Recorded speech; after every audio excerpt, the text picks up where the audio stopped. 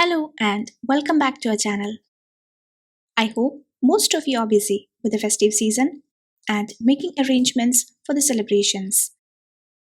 So, without taking much of your time, here's for you an amazing recipe of creamy garlic paneer. Though this recipe looks like a traditional Malai paneer, but in fact, it's way different from that and delicious too. So, I'm sure it's worth to give a try and relish it as a side dish with roti, chapati, dosa, crepes, or any breads of your choice. Then let's look into the recipe.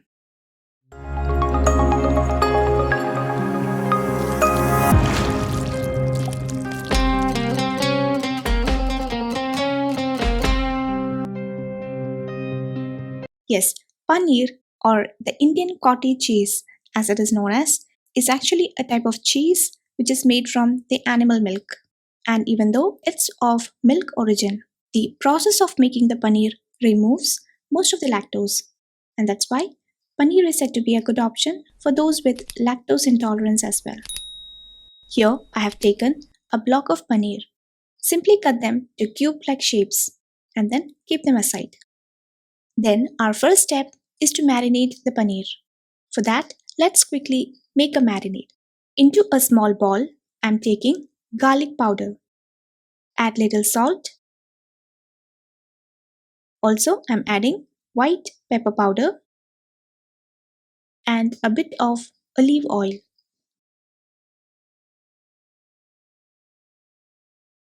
Simply mix them well and combine the spices. That's it, and the marinade is ready. Now, into a tray or a plate, take all the cut paneer cubes. And with the freshly prepared marinade, let's marinate the paneer cubes. Just brush it on both the sides and then keep it to rest for at least 5 to 10 minutes. But actually, if you have time, it's good to marinate the paneer and keep it overnight so that the flavors are well absorbed.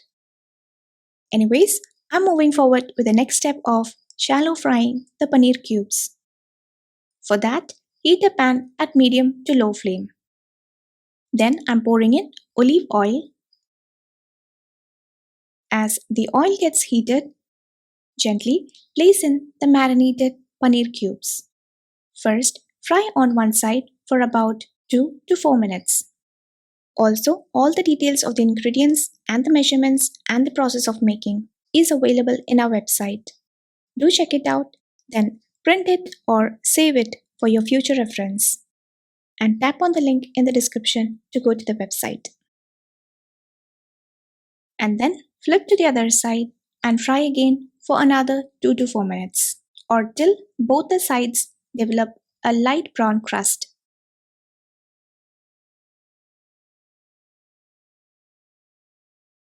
At this time, remove them from the oil and take them to a plate or a kitchen towel and keep aside. While we proceed with the making of the creamy garlic sauce for this paneer recipe. Now into the same pan with the remaining oil, I'm adding in some minced garlic. Just saute for 1 minute.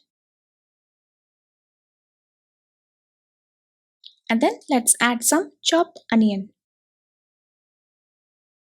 Again, saute for 1 minute. You can do these preps and choppings well ahead of time and keep them ready so that you can use it directly and make the cooking process easier. Next, I'm going to add a pinch of mixed herbs, some white pepper powder, red chili flakes, and salt as required. Then simply roast all these for 1 minute or so.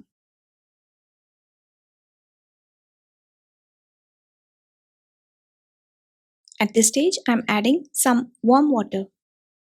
But if you like, you can also replace it with vegetable stock. Keeping at low flame, simmer for 1 to 2 minutes.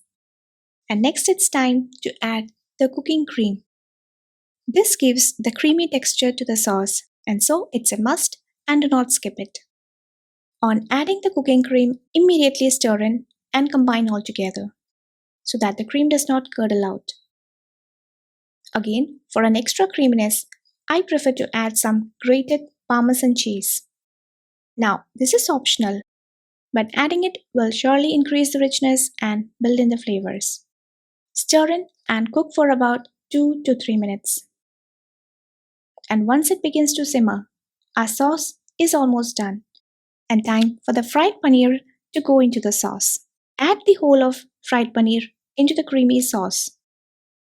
Then the last ingredient is to garnish with some greens. Here I'm using fresh basil leaves. And hence we are done with the cooking, so off the flame.